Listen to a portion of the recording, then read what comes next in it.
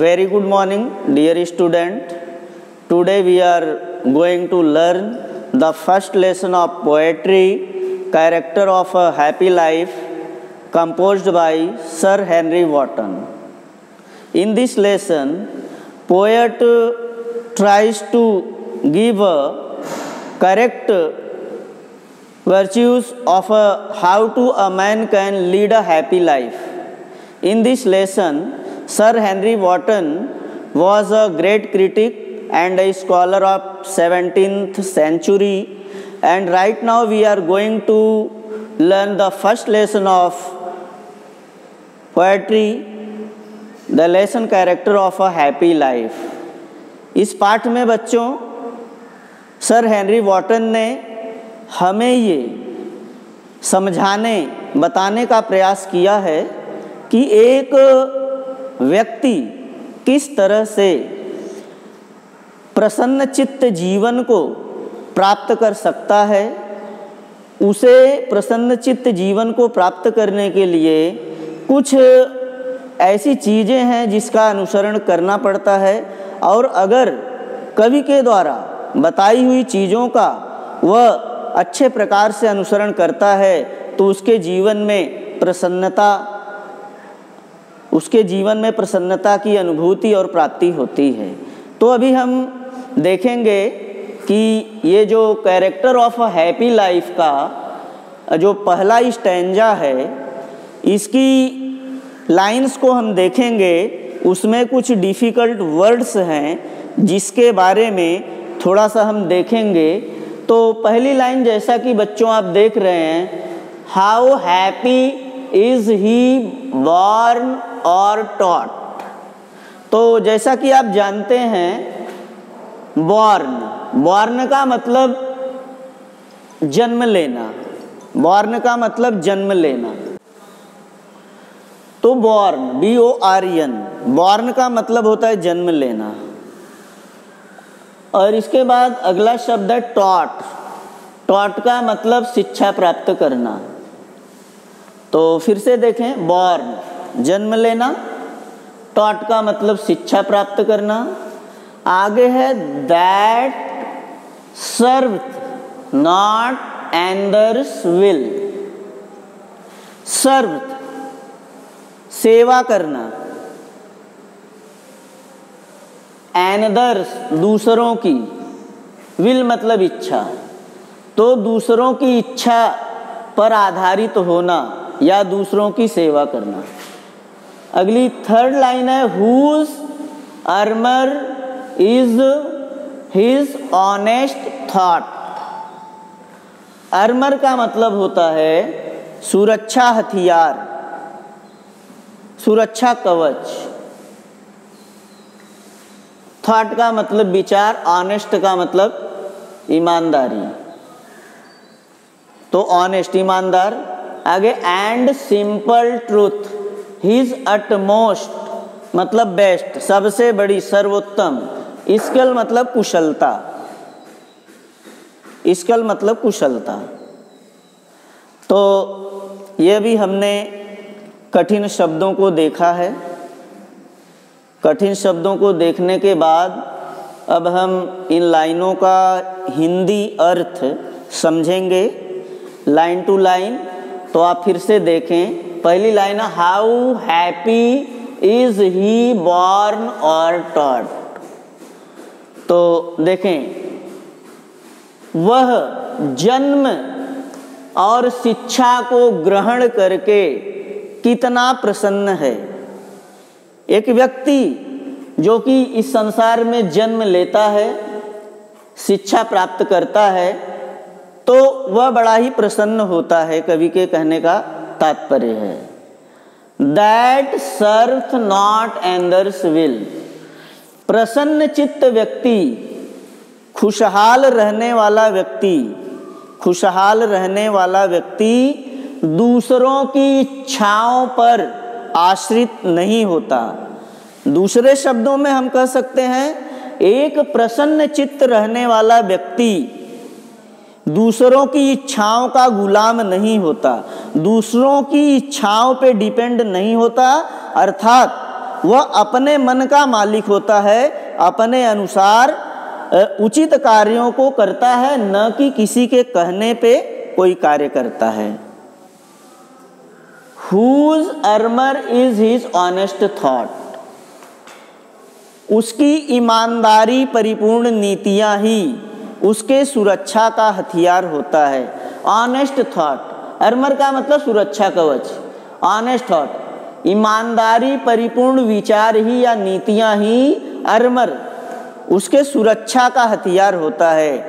कहने का तात्पर्य कवि यहाँ पे ये आपको बताना चाहता है कि प्रसन्न चित्त व्यक्ति की ईमानदारी परिपूर्ण विचारधारा ही उसके सुरक्षा का हथियार होता है। उसे किसी प्रकार की अन्य सुरक्षा की आवश्यकता महसूस नहीं होती, क्योंकि वह ईमानदारी परिपूर्ण विचारधारा को ही अपने सुरक्षा का हथियार समझता है।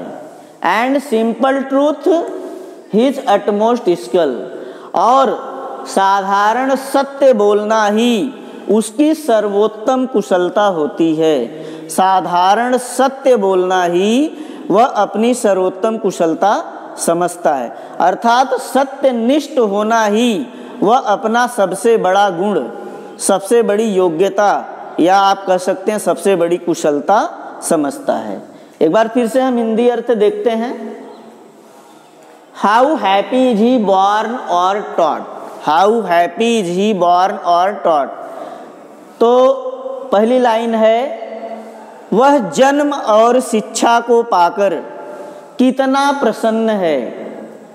वह जन्म और शिक्षा को पाकर कितना प्रसन्न है, अर्थात कवि के कहने का मतलब कि व्यक्ति संसार में जब जन्म लेता है तो वह संसार को बड़ा ही अच्छा समझने लगता है, और शिक्षा से उसके अंदर मौलिक मानवीय गुणों का जब विकास होता है तो वह एक अच्छे व्यक्ति के रूप में परिणित होता है। तो जन्म और शिक्षा को पाकर वह कितना प्रसन्न है, यह सामान्य अर्थ है इसका।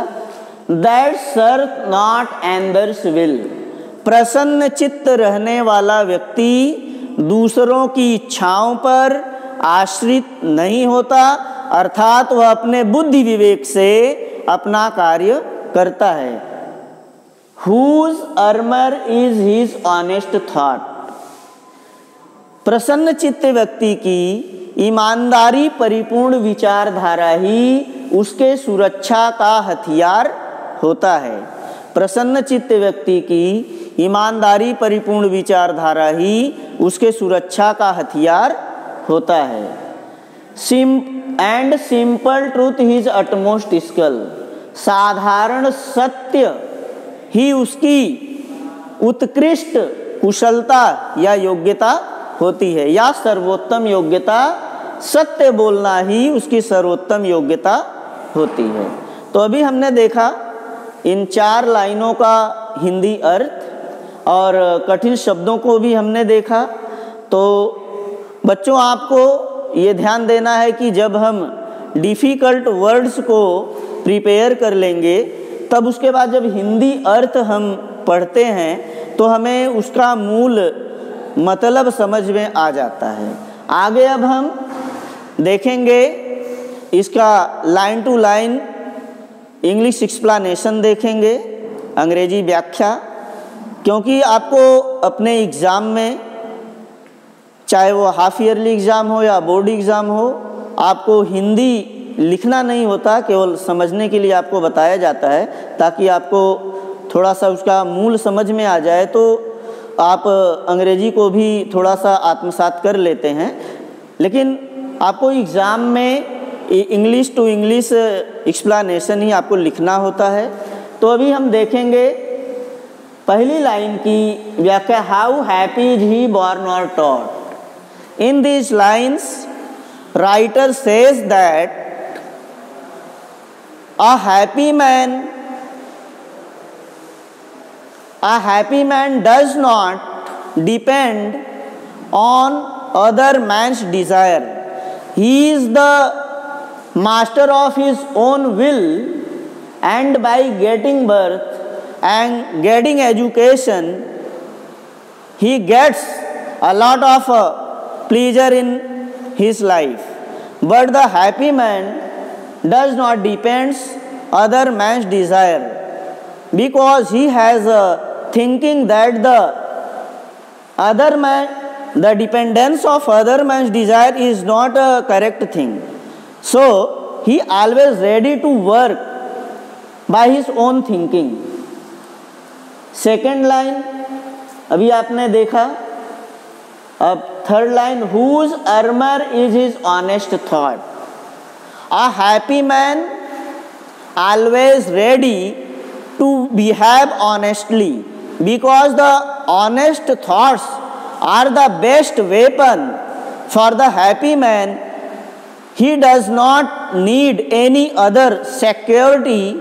He does not need any other security in his life, because the happy man's honest thoughts are really the great weapon for his life. So the lines tells us that we should always follow the path of truth, not to tell a lie. Last line, and simple truth is utmost skill. And a happy man always ready to speak the truth. A happy man always ready to follow the path of truth, because the path of truth is the actual way of life. Without following the path of truth, you can't do anything, and it is the actual character of a happy man. In these 4 lines, the main motto of the poet is that a happy man, if you want to get a happy life, you should make your life